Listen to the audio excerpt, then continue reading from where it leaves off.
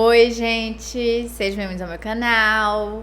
Se você é novo por aqui, eu costumo falar sobre casos criminais reais nas quartas. E nas sextas eu falo sobre mitos e lendas enquanto eu maquio ou outras histórias. Então, se você gosta desse tipo de conteúdo, não se esqueça de se inscrever e deixar seu like, que é muito importante para a divulgação do canal. E se você tem uma sugestão de casos criminais, mitos, lendas ou basicamente qualquer tipo de história, é só comentar aqui embaixo que eu anoto tudo e tento trazer o mais rápido possível. E antes de começar o caso de hoje, eu preciso dar alguns avisos para vocês. O primeiro deles é que esse caso é gigantesco e teremos duas partes. Primeira parte hoje, segunda parte amanhã, 6 horas, mesmo horário, tudo normal. E a segunda parte também vai ser grande, então já separa aí alguma comida, alguma bebida para assistir tranquilamente, porque tem muita informação do jeito que vocês gostam. O segundo aviso é que os vídeos de sexta-feira, tanto o Make Mitos e Lendas quanto o Chá das 6, não irão voltar em janeiro, então não teremos essa semana, não teremos na semana que vem. Provavelmente eles só voltarão em fevereiro, mas eu ainda não sei exatamente se vai ser na primeira semana, na segunda, enfim, mas eu vou mantendo vocês atualizados. E isso porque eu preciso me organizar, fazer os roteiros direitinho. Eu tô com algumas outras coisas também que eu quero levar lá pro Instagram. Então, se você não me segue, me siga. E também lá pro TikTok. E para eu conseguir fazer tudo isso, eu preciso me organizar, deixar alguns roteiros prontos, gravar alguns vídeos para que não falte nada para vocês e que seja apenas vídeos e conteúdos a mais. Porque eu não quero de jeito nenhum que aconteça a mesma coisa que aconteceu no passado, que várias sextas-feiras ficaram sem vídeo. Eu não gosto de fazer isso, mas infelizmente aconteceu. E esse ano eu não quero que isso aconteça. Não vai acontecer. Meta. O terceiro aviso, que na verdade é mais uma explicação do porquê não tivemos o vídeo semana passada, é porque eu acabei ficando doente, então eu não consegui gravar, o roteiro já estava pronto, mas eu não tinha aquela boa e velha energia. Literalmente eu não conseguia sair da cama. Então também muito obrigada a todo mundo que mandou mensagem e deram várias dicas de como eu poderia melhorar. Vocês são lindos. E último aviso, que também não é um aviso, é mais realmente para desejar a vocês um feliz ano novo e que 2022 seja um ano incrível para todo mundo, repleto de saúde, alegria, vida social, dinheiro, aquela coisa toda que a gente ama. Mas eu já falei demais, então chega de blá blá blá e vamos pro caso de hoje.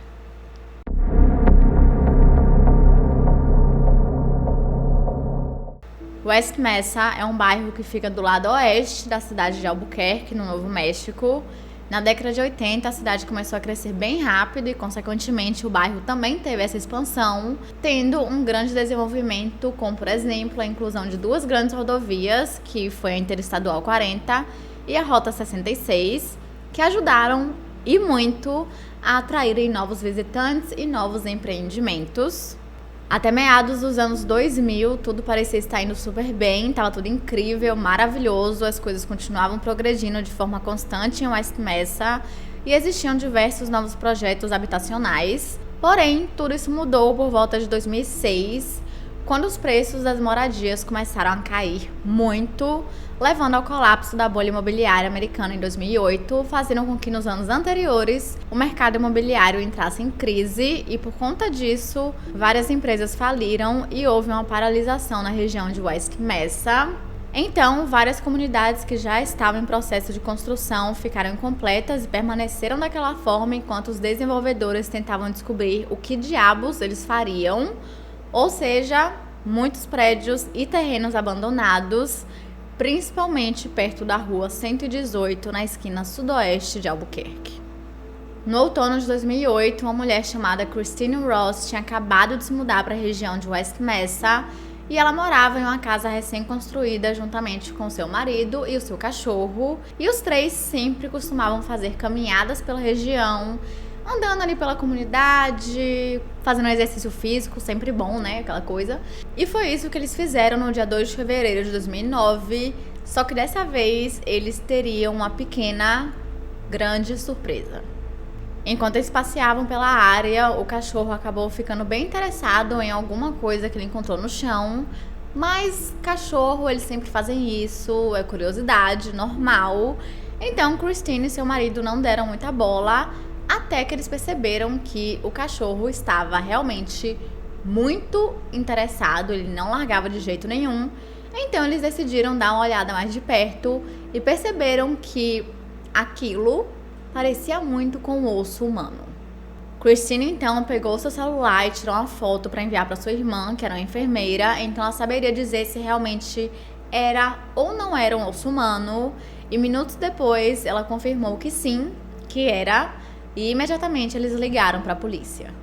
Assim que os policiais chegaram no local, eles começaram a busca pelos outros ossos e mais de 24 detetives, juntamente com antropólogos, médicos e voluntários, vasculharam a área, escavando toda a região da rua 118 com muita cautela, para não destruírem nada no meio do processo. Mas como eu falei para vocês, tinham várias casas abandonadas que tinham sido abandonadas no processo de construção, ou seja, muita coisa já tinha sido mexida naquela região. Logo, a cena estava completamente contaminada e destruída, fazendo com que fosse muito difícil para os investigadores encontrarem qualquer evidência. Mas o que eles encontraram foram mais ossos, muito mais. Vários corpos haviam sido enterrados ali, o que dificilmente seria uma mera coincidência, e os policiais tinham certeza que aquilo tudo seria obra de apenas uma pessoa, ou seja, um assassino, que teria aproveitado daquela região abandonada para usar como seu depósito, ou melhor, o seu local de desova. Porém, a polícia não divulgou essa informação do que eles haviam encontrado por pelo menos uma semana, e quando eles divulgaram, eles já haviam identificado uma vítima. Ela era uma mulher chamada Victoria Ann Chavez, de 26 anos, que tinha 2 filhos. Infelizmente, ela não teve uma vida nada tranquila, porque acabou entrando no mundo das drogas e do trabalho sexual. E em 2004, ela estava em uma fase em que entrava e saía da prisão o tempo todo por conta disso, que a levavam a ter diversos desentendimentos com a lei.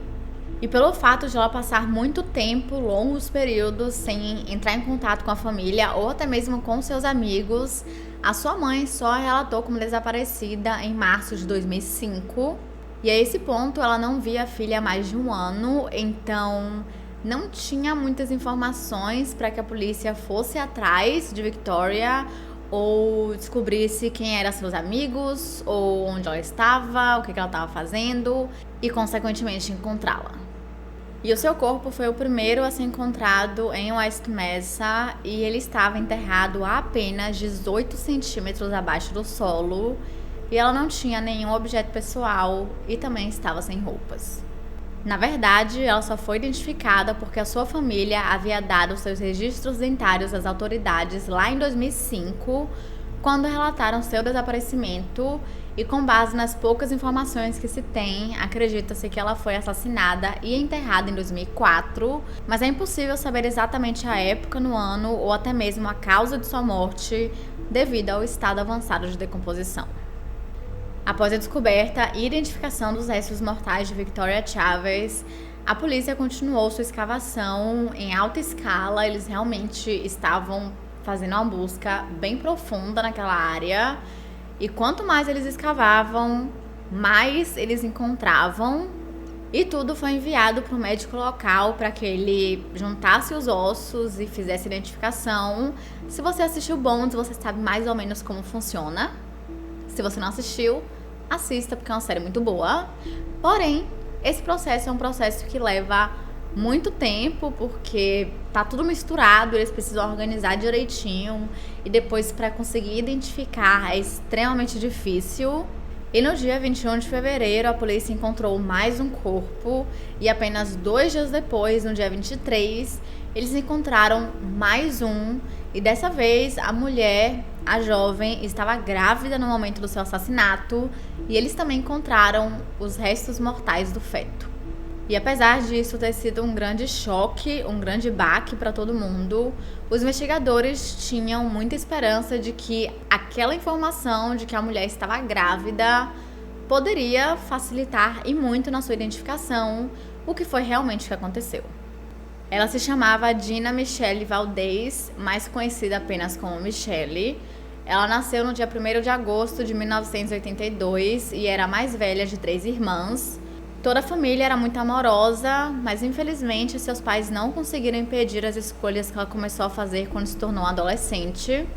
Quando ainda era muito jovem, ela ficou grávida e deu à luz a uma menina que ela amava muito, ela era completamente apaixonada. E pouco tempo depois teve um filho. E ela era uma ótima mãe, ela era muito amorosa e ela tentava fazer com que eles recebessem o máximo de amor que ela conseguisse dar e também que fossem bem cuidados.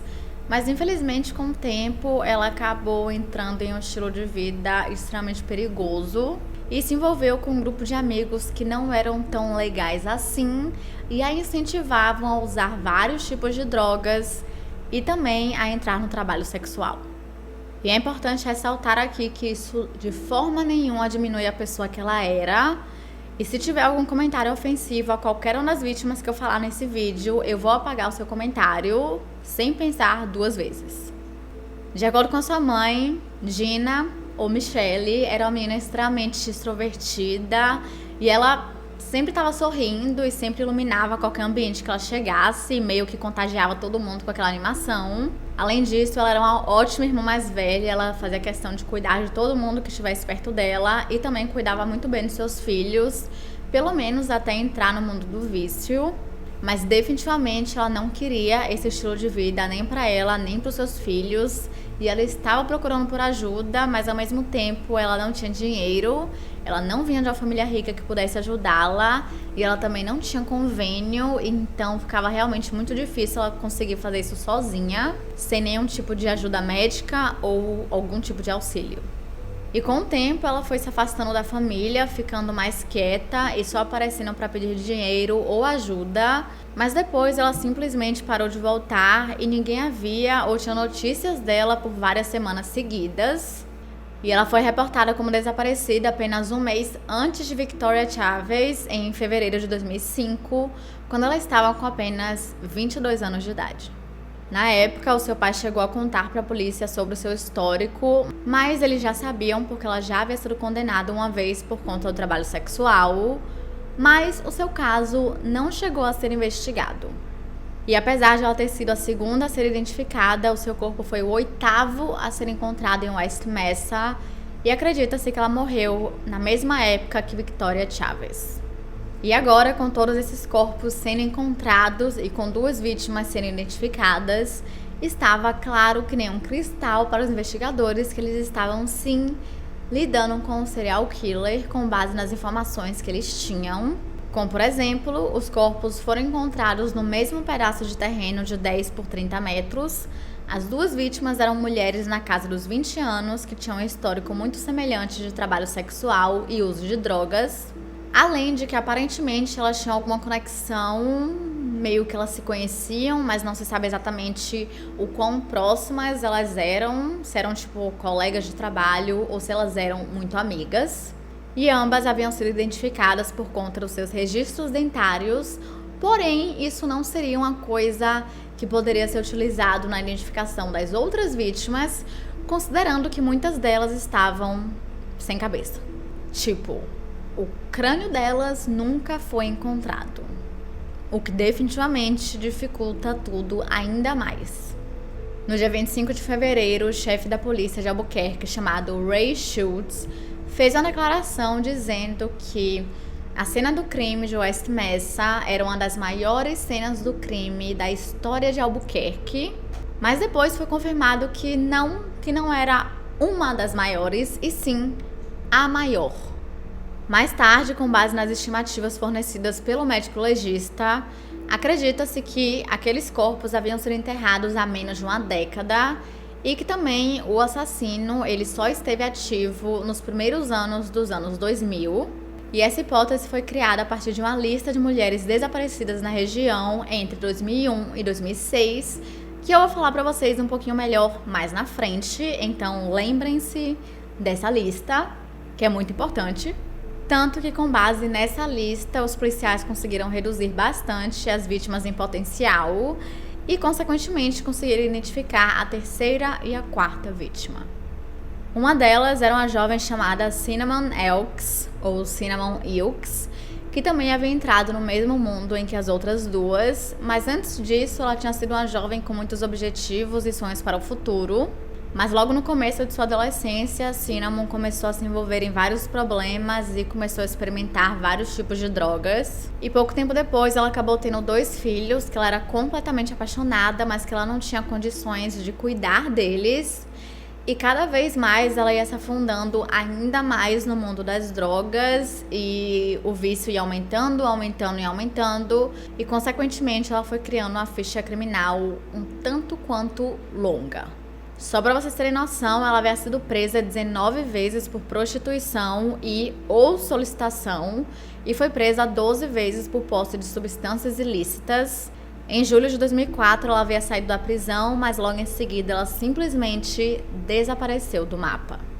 Mas o seu desaparecimento foi notado extremamente rápido porque ela tinha o costume, o hábito de sempre aparecer para pedir dinheiro, e quando ela misteriosamente não apareceu, eles imediatamente começaram a desconfiar. Mas não só isso, apesar dos seus problemas, Cinnamon sempre ligava para a mãe para dar parabéns e desejar um feliz aniversário, e quando naquele mês isso não aconteceu, eles tinham certeza de que alguma coisa tinha dado muito errado, e no mês seguinte, em agosto, ela foi relatada como desaparecida.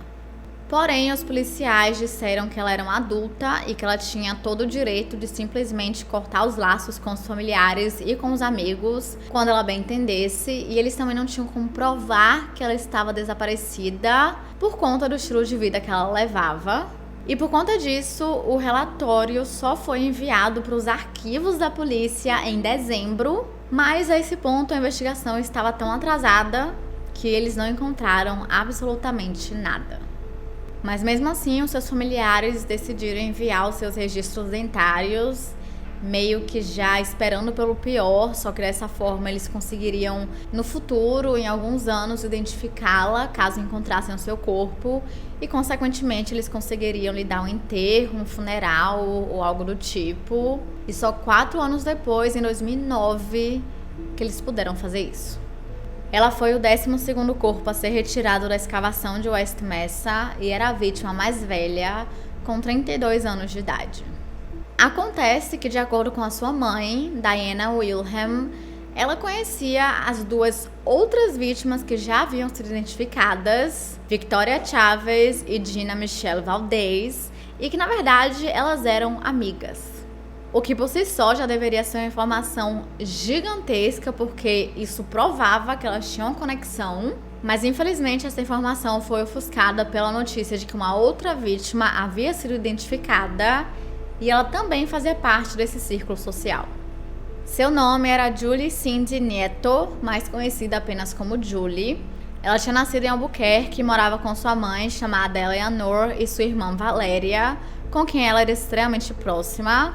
E quando se tornou adolescente, ela teve um filho que ela era muito apaixonada, mas infelizmente aos 19 anos de idade ela acabou se envolvendo com drogas e isso rapidamente se tornou uma dependência. E Julie foi vista pela última vez em agosto de 2004, mas também foi relatada como desaparecida pouco tempo depois. Mas devido ao seu histórico com drogas e com trabalho sexual, que já tinha lhe causado 4 condenações diferentes, a polícia estava 100% nem aí e eles não fizeram absolutamente nada para tentar encontrá-la. Após seus restos mortais serem encontrados, os investigadores passaram a chamar aquela área de O Poço, e os policiais ainda tinham um trabalho muito longo pela frente, porque eles só haviam identificado 4 mulheres, sendo que tinham muito mais. E com isso, eles foram tentando juntar todos os ossos para entregar para o médico legista, enquanto tentavam entender o que diabos tinha acontecido. Como eu falei para vocês mais cedo, o chefe da polícia de Albuquerque, Ray Schultz, já tinha admitido que provavelmente tinha sido o único indivíduo que tinha assassinado todas essas mulheres, porém ele se recusava a usar o termo serial killer, provavelmente por medo de que assim que ele usasse aquele termo, as pessoas começassem a entrar em completo pânico, porque querendo ou não, essa pessoa ainda estava solta. Mas dentro da polícia, todo mundo tinha certeza absoluta que era um assassino em série. Eles só não sabiam quem. E essa era a teoria que eles estavam seguindo como a principal, mas ao mesmo tempo eles ainda estavam sim olhando outras possibilidades. E para isso, na expectativa de encontrarem alguma resposta, qualquer coisa, eles continuaram olhando no passado das vítimas que eles já haviam identificado, como por exemplo, onde elas trabalhavam, com quem elas trabalhavam e quem eram seus namorados, etc, esse tipo de informação. Mas infelizmente, pelo fato de elas seguirem esse estilo de vida em que elas não paravam por muito tempo em um único lugar e que elas não compartilhavam as informações com familiares e amigos, refazer os seus passos de 5 anos atrás era praticamente uma tarefa impossível. E enquanto os investigadores seguiam nas buscas para identificarem as vítimas que faltavam, os familiares e os entes queridos estavam começando o processo de luto, porque para muitos aquilo era uma grande surpresa. Eles ainda acreditavam que suas filhas, suas amigas, enfim, ainda estavam vivas em algum lugar, meio que vivendo a mesma vida de antes. Porém, para outros, isso não era nem um pouco uma surpresa. Na verdade, para alguns, eles já tinham certeza de que elas haviam sido assassinadas. Como, por exemplo, Diana Wilhelm, a mãe de Cinnamon Elks. E acontece que, durante vários anos, ela começou a ouvir vários rumores dos próprios amigos de sua filha. E dentre eles, 2 das amigas de Cinnamon chegaram a contar para a própria Diana de que Cinnamon estava compartilhando com algumas pessoas de que ela sabia que tinha um policial corrupto que estava matando trabalhadoras do sexo em Albuquerque e mais, que ele estava cortando suas cabeças e enterrando-as em West Mesa. Pois é. Um tempo depois, Diana alegou que estava recebendo vários telefonemas de pessoas anônimas dizendo que a sua filha havia sido e enterrada em West Mesa, exatamente como as mulheres que ela mesma estava contando para algumas pessoas da comunidade. E pior que tudo isso, Diana chegou aí até a polícia para falar sobre essas coisas, porque muita gente estava falando o que estava acontecendo, então tinha uma grande possibilidade de saberem realmente alguma informação útil. Mas adivinha, os policiais a ignoraram completamente. Eu esqueci de avisar, mas eu acho que vocês já perceberam que esse é um daqueles casos que nós iremos ficar com muita raiva por conta da negligência policial e também da própria mídia. Então fica aí o aviso de raiva. Talvez tudo isso porque esses rumores eram extremamente difíceis de provar, mas para Diana, para mim, e acredito que para grande parte das pessoas, o problema era muito mais embaixo. Ninguém se importava com o desaparecimento de trabalhadoras do sexo e, por mais triste que seja dizer isso, infelizmente isso não mudou muito dos anos pra cá. E é bem difícil que os policiais utilizem os seus recursos para procurarem por essas mulheres, porque eles dizem já que elas vivem um estilo de vida extremamente perigoso, então eles já assumem que se elas desapareceram foi por conta disso e não por conta de coisas externas, como por exemplo um serial killer. E quando eles recebem dicas sobre isso, eles não se importam em procurar. E quando finalmente decidem investigar os casos, já é tarde demais, o número de vítimas já é gigantesco e é quase impossível descobrir o que realmente aconteceu. E Diana não foi a única mãe a falar sobre esses rumores esquisitos sobre os assassinatos em West Mesa. A mãe de Gina Michelle Valdez, chamada Karen Jackson, disse que no período em que sua filha estava desaparecida, ela ouviu boatos bem parecidos de pessoas próximas que diziam que tanto ela quanto Cinnamon, que eu já mencionei pra vocês, eram amigas, haviam sido assassinadas e enterradas na região. Além disso, pouco tempo antes do corpo dela ser encontrado, a sua irmã recebeu um telefonema bem esquisito de uma amiga próxima oferecendo suas condolências, sendo que o corpo dela ainda não havia sido encontrado. E quando a polícia, de 2009, descobriu sobre esses rumores extremamente esquisitos, surreais, bizarros, eles deram mais atenção, mas infelizmente já era tarde demais. E o assassino já tinha feito tudo o que ele queria. E todo esse interesse deveria ter acontecido lá atrás, na época em que os desaparecimentos aconteceram, mas isso não aconteceu e não foi por falta de aviso. Porém, uma detetive chamada Ida Lopez deu a importância que essas mulheres mereciam anos atrás. Lembram da lista que eu falei pra vocês mais cedo, que falava das mulheres desaparecidas na região entre 2001 e 2006? Então, foi ela quem criou. E ela foi a base para toda a investigação em 2009. E diferente de todo o resto dos policiais homens, ela não via a vida dessas mulheres menos relevantes do que a sua própria, e isso permitiu que ela não as vissem apenas como estatísticas ou informantes, mas sim como pessoas que tinham a vida, família, sonhos, desejos, enfim. E Ida passou a se referir como essas mulheres como suas garotas e meio que se tornou suas protetoras durante toda a sua carreira. E tudo isso começou lá em 2005 com o desaparecimento de Gina Michelle Valdez, quando Ida percebeu que o caso dela era muito semelhante ao de outras jovens latinas que trabalhavam com sexo e também que tinham um histórico com drogas naquela área, que por sinal era conhecida como The War Zone. Tradução, a zona de guerra. E isso porque era uma área com muita criminalidade perto da Avenida Central de Albuquerque e as pessoas evitavam passar por ali por conta disso, chegando a um ponto que hoje em dia ela foi renomeada como Distrito Internacional, exatamente para consertar essa imagem não tão agradável assim. Mas enfim, continuando, Ida Lopez começou a anotar o nome de todas as mulheres que estavam desaparecendo e fez uma lista que totalizava 24, e todas elas eram profissionais do sexo ou que se tinham suspeitas de estarem envolvidas nesse meio e que haviam desaparecido em um período de 4 a 5 anos e que também haviam sido vistas pela última vez ou recentemente na zona de guerra. E de todas as 24, 17 tinham registros dentários. A detetive continuou a trabalhar em vários casos de pessoas desaparecidas na área, como parte da unidade de casos arquivados de Albuquerque, mas sua lista foi rapidamente esquecida em meio aos casos considerados mais importantes pelos seus supervisores e colegas de trabalho. Em 2007, uma jornalista chamada Maggie Shepard saiu para conversar com alguns policiais e foi nessa época que ela descobriu sobre a lista de mulheres desaparecidas de Ida Lopez, e ela também percebeu que nenhum dos policiais com quem ela estava conversando parecia se importar com isso.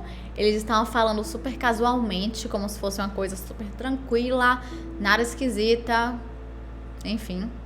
Mas mesmo assim, ela ficou super intrigada e decidiu fazer um artigo chamado The Missing, que foi publicado no dia 15 de setembro e que contém a foto de todas as mulheres desaparecidas. E, na verdade, foi nesse artigo que muitas delas chegaram até a serem mencionadas em qualquer lugar, porque nem os jornais locais estavam interessados em seus desaparecimentos. E com isso, várias famílias, amigos e pessoas da comunidade começaram a ficar bem chocadas com toda aquela situação de que várias mulheres estavam sumindo do nada e que ninguém estava interessado nisso.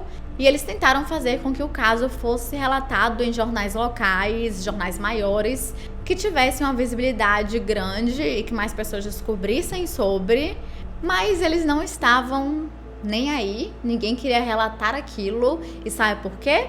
Porque não era interessante o suficiente. E também não tinha nada que empolgasse o leitor. Pelo menos até seus corpos serem encontrados em 2009. Aí sim, todo mundo começou a ficar super interessado. Olha que coisa! E adivinha? Quase todas as vítimas encontradas estavam na lista de Ida Lopez, que ela tinha feito lá em 2005, 4 anos antes, com exceção apenas de 2 jovens que eram muito novas e que não se acreditavam que estavam naquela região na época do desaparecimento. E enquanto tudo isso vinha à tona e agora a mídia estava interessada e as pessoas estavam chocadas com tudo aquilo, os investigadores continuaram nas buscas e na identificação das mulheres através dos registros dentários e também o DNA, até que em março de 2009, o segundo mês da investigação, todos os testes ficaram prontos e no mês seguinte, abril, mais vítimas foram identificadas. começando por duas logo no começo do mês. Uma delas se chamava Veronica Romero, que havia nascido no dia 19 de junho de 1976 e tinha 28 anos no momento do seu desaparecimento. Apesar de ser filha única, sua família era bem grande e ela tinha um grupo de amigos muito unidos que se consideravam irmãs e irmãos de alma.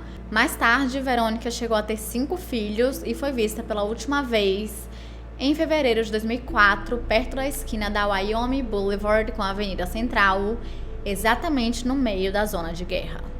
E de acordo com algumas testemunhas, ela foi vista pela última vez entrando em uma caminhonete branca e ela foi relatada como desaparecida no Dia dos Namorados. E infelizmente eu não consegui encontrar mais informações sobre quem ela era, qual era a sua personalidade, o que ela gostava e também como que ela acabou se envolvendo no trabalho sexual e no uso das drogas. Mas de uma coisa eu tenho certeza, é que ela era muito amada, porque quando ela desapareceu, seus amigos e familiares decidiram ir até a zona de guerra procurar por ela, lembrando que era uma área extremamente perigosa, mas eles não se importavam com isso, eles apenas queriam encontrá-la e distribuíram vários panfletos e pôsteres com a sua foto. E sim, o seu nome também estava na lista de Ida Lopes, assim como todas as vítimas que eu mencionei até agora. E assim como as outras, devido ao seu estado avançado de decomposição, era impossível determinar qual era a sua causa de morte, mas os investigadores tinham a grande esperança de que essa caminhonete branca que ela foi vista entrando pudesse ajudar mais tarde a identificar o culpado, mas infelizmente isso não aconteceu. A identificação de Verônica foi feita no dia 2 de abril de 2009 e no mesmo dia foi anunciado a identificação de uma outra vítima. Seu nome era Mônica Candelaria, ela nasceu no dia 20 de junho de 1981 em Albuquerque e era filha de Gabriel e Isabel, além de ter um irmão chamado Gabriel Jr.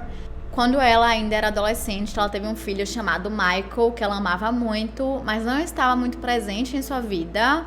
Acredita-se que em um certo momento ela acabou se envolvendo com algumas gangues locais e recebeu uma condenação por prostituição.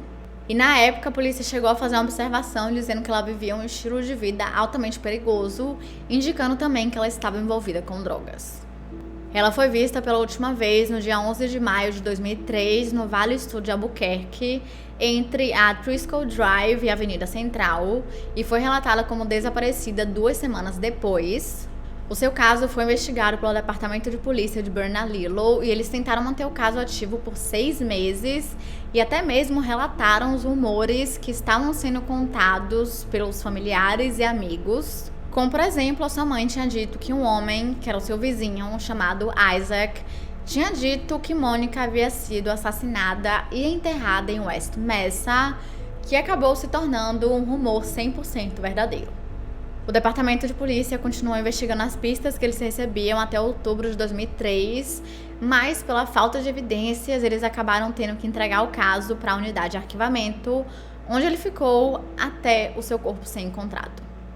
E agora faltavam 5 vítimas para serem identificadas, e como a lista de Ida Lopes estava praticamente acertando tudo até agora, os investigadores continuaram seguindo por ela, porque seria muito mais fácil eles irem por um processo de eliminação, e caso elas não estivessem nessa lista, aí sim eles iam para outros meios, e dessa forma eles conseguiram identificar mais uma vítima, só que ela tinha algumas diferenças das outras. Doreen Marquez nasceu no dia 31 de agosto de 1976 e era filha de David e Dorothy. Ela tinha 3 irmãs e um irmão e cresceu em Albuquerque, onde estudou na West Mesa High School, que por sinal ficava bem perto do local onde o seu corpo foi encontrado anos depois. Quando ainda era adolescente, ela teve 2 filhas chamadas Destiny e Mercedes e ela era muito ativa em suas vidas. O que já é o primeiro ponto diferente das outras vítimas que eu mencionei pra vocês. Além disso, ela também era muito próxima de sua família, então ela tinha esse contato com eles bastante. E suas filhas eram a sua prioridade número 1, além também de que ela tinha a sua própria casa e o seu próprio carro. Ela foi descrita pelos seus amigos como uma mulher extremamente animada. Ela também estava sempre ali de olho nas modas, nas tendências, e sempre comprava roupas muito bonitas, se vestia muito bem, sempre estava com o cabelo super arrumado e as unhas feitas. E ela só começou a ter problemas sérios na sua vida adulta. Tudo começou quando o seu namorado foi enviado para a prisão e eles se separaram. E agora, Doreen estava com suas 2 filhas para ela criar sozinha, cuidar da casa, trabalhar, fazer tudo isso, que gera uma pressão gigantesca. Então, meio que para lidar com essa pressão, ela começou a se envolver com as drogas. E isso apenas 1 ano antes do seu desaparecimento. E apesar de ela nunca ter sido acusada de prostituição, ela foi condenada uma vez por porte de drogas, mas a polícia acredita que sim, que ela estava envolvida no trabalho sexual. E foi dentro da prisão que ela fez um procedimento odontológico, e só por conta disso que ela tinha um registro, porque aparentemente antes ela nunca fez nada, então graças a isso ela foi identificada mais tarde. Não se sabe também quando exatamente que Doreen Marquez desapareceu. Seus parentes acreditam que foi em outubro de 2003, logo após ela deixar suas filhas na escola. Porém, um amigo disse que lembra de tê-la visto alguns meses depois, no começo de 2004. E a esse ponto ela já estava envolvida 100% nas drogas e passava longos períodos, meses, semanas, dias, enfim, longe de casa, sem dar um oi ou qualquer coisa do tipo, mas ela havia deixado suas filhas sob custódia do pai e também de alguns outros familiares. Então, por conta disso, ela só foi relatada como desaparecida em dezembro de 2004, quando ela estava com 28 anos de idade. Ainda no início de abril de 2009, os policiais já acreditavam que eles haviam encontrado 90% dos ossos que estavam enterrados ali, e então continuaram as escavações. E no dia 24, eles divulgaram a foto de uma unha que havia sido encontrada, que era um pouco diferente das outras, porque era uma unha acrílica que tinha uma ponta rosa. E os investigadores acreditavam que ela teria alguma conexão com algum salão local e que, consequentemente, isso poderia ajudar na sua identificação, mas eles não receberam nenhuma nova pista por alguns meses. Porém, mantenham isso em mente, porque eu vou voltar a falar dessas unhas daqui a pouco, mas para vocês não ficarem confusos e para eu continuar na ordem cronológica, vamos continuar falando das escavações. No dia seguinte à divulgação das imagens das unhas, no dia 25 de abril, a polícia finalizou as buscas na área, encerrando assim o maior esforço de escavação da história criminal de Albuquerque. E coincidentemente, nesse mesmo dia, o caso foi relatado pelo programa America's Most Wanted, que eu já mencionei nesse canal milhões e milhões de vezes. E eles contaram todo o caso agora para um público nacional, já que até então só as pessoas locais sabiam sobre esses desaparecimentos e que os ossos haviam sido encontrados. Porém, infelizmente, eles não receberam nenhuma informação relevante para o caso. Poucos dias depois foi descoberto que os investigadores do caso haviam se reunido com os familiares e amigos das vítimas e dito para eles não expressarem suas opiniões para a mídia e para o público, porque isso poderia atrapalhar na investigação em andamento. Mas muitos dos entes queridos entenderam isso como uma forma de silenciá-los e meio que uma forma de fazer com que o caso caísse novamente em esquecimento. Então, para acabar com esses rumores, a polícia local, juntamente com as autoridades federais, criaram uma recompensa de $50 mil em troca de informações para mostrar que eles queriam solucionar o caso e na esperança de que isso incentivasse alguém, qualquer pessoa que tivesse informações úteis, para que entrasse em contato com eles. E com o passar dos anos, essa recompensa aumentou para $100 mil em 2010, mas mesmo assim, nada, nenhuma evidência, nenhuma pista. E desde o começo da investigação, a polícia de Albuquerque pediu o auxílio do FBI e então, no verão de 2009, eles começaram a ajudar 100% e também assumiram um papel de supervisão.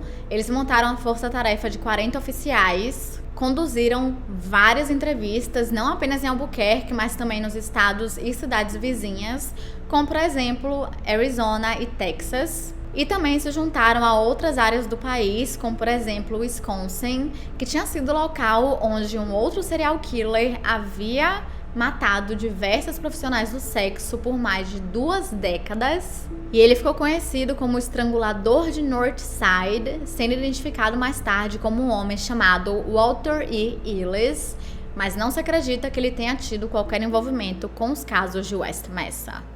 Mais tarde, os policiais começaram a receber várias informações, porém de prisioneiros que queriam apenas uma redução de suas sentenças ou de pessoas que queriam apenas o dinheiro da recompensa, sendo que eles não estavam falando nada que fosse verdadeiro ou relevante para a investigação.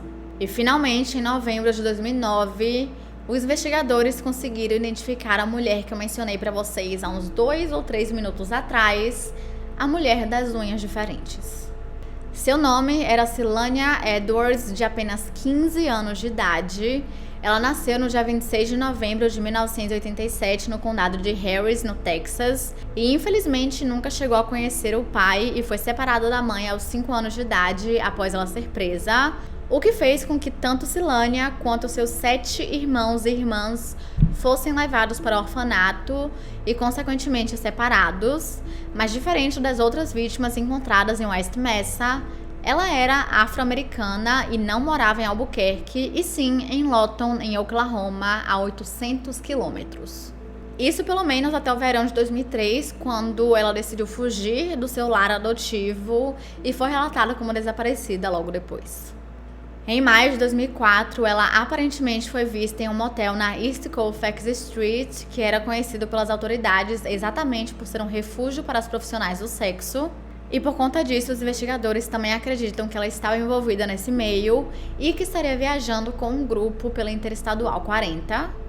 De acordo com a porta-voz da polícia de Albuquerque, chamada Nadine Hamby, os investigadores tinham fortes motivos para acreditarem que esse grupo seria composto por mais 3 mulheres e que Cylania provavelmente utilizava 2 pseudônimos, sendo eles Chocolate e Mimi. Além dessas diferenças que eu mencionei pra vocês, que ela tinha com as outras vítimas encontradas em West Mesa, ela também não tinha conexão nenhuma com nenhuma delas, sendo que todas trabalhavam na zona de guerra e se conheciam de alguma forma. E pelo fato de ela não ser daquela área, sua identificação foi bem mais complicada e ela não estava na lista da detetive Ida Lopez e só foi identificada quando um esboço da sua reconstrução facial foi divulgada pela mídia. Cylania Edwards foi a 8ª vítima do assassino que foi identificada e poucos dias depois a 9ª e a 10ª também foram, e elas se chamavam Virginia Cloven e Evelyn Salazar. Virginia Cloven nasceu no dia 7 de agosto de 1981 na pequena cidade de Los Chaves, que fica na periferia ao sul de Albuquerque, onde morava em um trailer com a sua família. Ela foi descrita pelo seu pai como sendo uma menina super bem-humorada, que levava tudo na esportiva, e ela era aquele tipo de pessoa que ia tentar mentir pra você, mas que 2 segundos depois lá estava ela contando tudinho. Mas infelizmente, quando ela ainda estava no ensino médio, um dos seus irmãos foi assassinado e poucos dias depois, ela juntamente com outro irmão fugiram de casa. Virginia então foi morar com seu namorado em Albuquerque, mas não demorou muito até que ela passasse por uma outra tragédia quando o seu namorado foi atropelado e ficou em coma. E então agora ela estava sem dinheiro e sem lugar para morar, e pouco tempo depois ela estava trabalhando na zona de guerra e acabou cortando completamente o contato com sua família e com seus amigos. Durante esses anos, ela entrou e saiu da prisão diversas vezes e meio que foi retornando o contato com a família, mas bem raramente, apenas para falar para eles que ela estava bem e que estava tudo ok. E o seu último contato foi em junho de 2004, quando ela ligou para os pais e disse que ela estava namorando com um novo cara e que ele tinha acabado de sair da prisão. E de acordo com Virginia, eles estavam super bem, estavam super felizes. E meio que seria um recomeço para ela ia abandonar as drogas e ia abandonar o trabalho sexual. Só que depois disso, ela simplesmente desapareceu e foi relatada para a polícia em outubro de 2004. E o resto vocês já sabem. Evelyn Salazar nasceu em novembro de 1978. Ela era mãe de 2 filhas e era conhecida por ser uma ótima cozinheira, por amar passar o seu tempo ao ar livre, além de ser uma ótima mãe, mas com o tempo também acabou se envolvendo com as drogas e com o trabalho sexual. Porém, uma coisa diferente das outras vítimas era que ela não estava sozinha no momento do seu desaparecimento, então sim, mais uma vítima.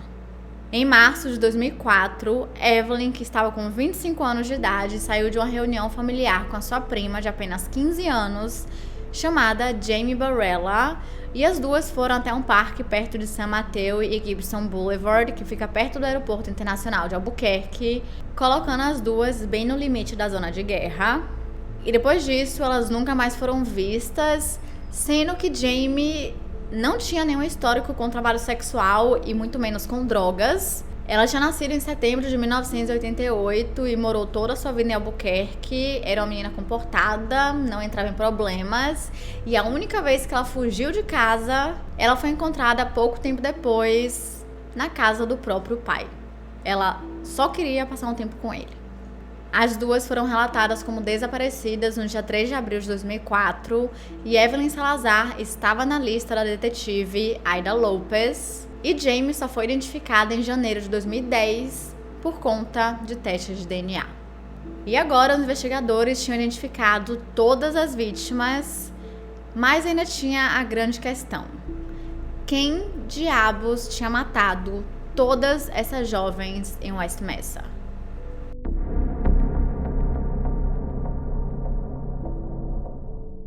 E é isso, gente. Esse foi o fim da nossa primeira parte do caso do colecionador de ossos de West Mesa. E amanhã sai a segunda parte, como eu falei pra vocês, mesmo horário de sempre, às 6 horas. Então não se esqueçam de se inscrever e deixar seu like, que é muito importante para a divulgação do canal. E se você tem uma sugestão de casos criminais, mitos, lendas ou basicamente qualquer tipo de história, é só comentar aqui embaixo que eu anoto tudo e tento trazer o mais rápido possível. E é isso. Até amanhã.